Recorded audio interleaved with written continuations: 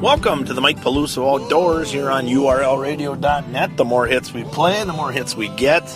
Well, we're closing into that month of Rocktober, as I like to call it. We're getting into all the different colors of leaves and the changing over of the water and everything else happening here kind of all at once. It kind of creates a lot of issues here for individuals like myself, because right now, I'll be honest with you, I'm not sure if I should be hooking up the boat to go out and chase walleyes or bass or northern pike or what have you, or maybe I should be throwing the shotgun in the truck and cruising around, maybe looking for some pheasants or some other upland game, or maybe a guy should grab his bow and climb up into a tree stand. So it's just a wonderful, wonderful time of year. We're gonna touch on a bunch of different things here, especially in the coming weeks. We're gonna talk, obviously a little bit about everything we got going on: waterfowl, ducks, geese, you name it. Then you got your pheasants and grouse and partridge and all that stuff. We'll talk a little bit about that. We're going to talk about the deer hunting that's taken place so far, and how some guys have done and how some guys haven't done very well, and it just depends on kind of where you're at. But we're going to talk about all that stuff, but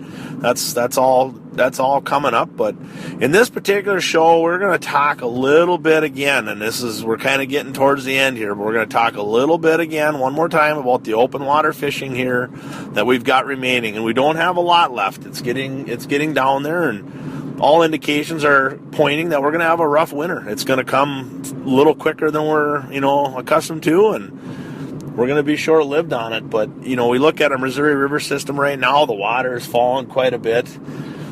All the tournaments that took place this fall down on the bottom end of the reservoir, the Casino Cup, the Tumbleweed, really mixed results. There wasn't a whole lot of fish caught. Mixed results too, as far as what the condition of the fish were in. But it's interesting to me, we spend so many hours out there, so we do see a lot of things, and we're kind of always on the forefront of this, of what's taking place and what's happening. But we did notice that there's quite a bit of bait fish in our system. And contrary to popular belief, we're finding all kinds of different shad and white bass again, and some crappies and things like that. When you clean the fish, they seem to have stuff in them, and we don't know all the time what those are, but it's interesting because most of the fish look okay. The ones that we're catching that have come up the river so far look pretty decent. So very encouraging, because I know it was pretty doom and gloom this summer. After some of the tournaments that were held down by the Pollock and Mobridge area, people were not real excited with the condition of the fish. And we talked a little bit about it in a previous show, how these walleyes get so addicted to a certain forage, and I will go to my grave on that one. I think they just get so tuned in on a certain bait that they can't find the other stuff, or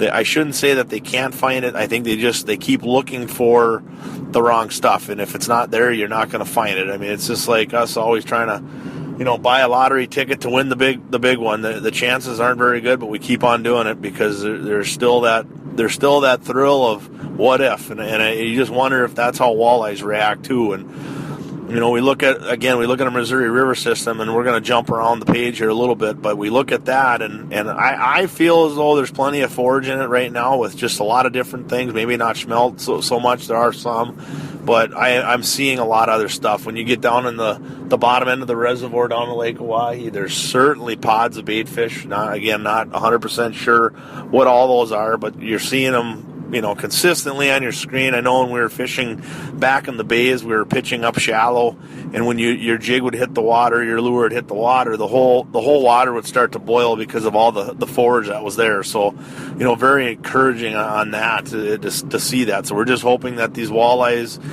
filter their way back and start to find this food and fatten up real well for what I believe is going to be a very, very long winter. All indications of how the fishing has been all summer. It just seems like these fish have been on a feeding frenzy all year, and it certainly hasn't slowed down into fall, and maybe not so much. We might not be seeing it so much on the Missouri River quite yet, but we are definitely seeing it on Lake Sakakawea. And again, I'm gonna jump around the map here a little bit, but I've been up on that body of water now a few times, and I've got a show coming up. We're going to shoot a show out of the Van Hook Arm area with the Next Bite television guys, Keith Cavaias, Tommy Kimos, Gary Parsons, that crew. We're going to go up there and spend a few days chasing walleyes, probably using a variety of techniques, probably a lot of jigging wraps and maybe some crankbaits and things of that nature.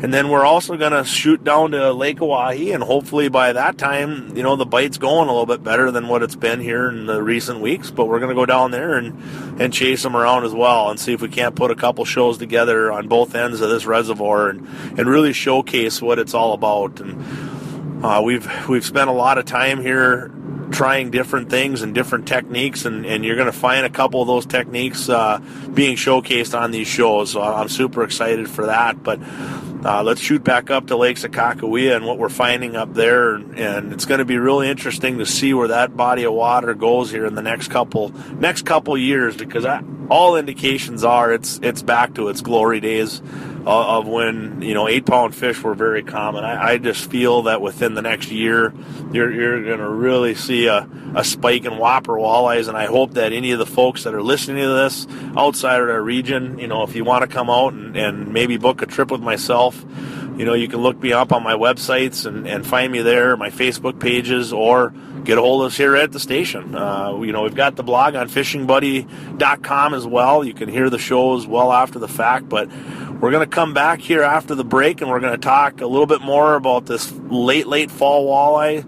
And this will be probably the last open water segment we'll do until springtime. We may touch on it a little bit over the course of the winter, some different things, and kind of get people excited for the open water. But we're just in the closing out stages right now of the open water season. So we're going to talk a little bit more about North Dakota walleyes, and in particular Lake Sakakawea, and even more particular the Van Hook Arm area. So come back here after the break here at the Mike Peluso Outdoors here on URLradio.net.